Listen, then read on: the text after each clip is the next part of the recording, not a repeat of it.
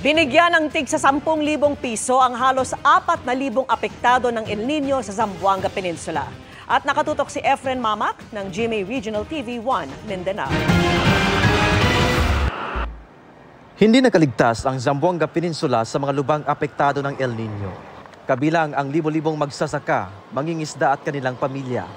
Kaya 3,881 na benepisyaryo ang tatanggap ng tig 10,000 pisong cash assistance mula sa kaba ng gobyerno. Aabot sa mahigit 58 million pesos. Lahat yan para sa Zamboanga City, Zamboanga del Sur, Zamboanga del Norte at Zamboanga Sibugay.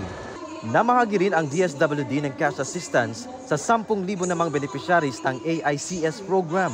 Kaming lahat ay patuloy na nakikipag-ugnayan at nagsasanib puwersa sa kagustuhang mapawi ang iniinda ninyong hirap dulot ng matinding tagtuyot.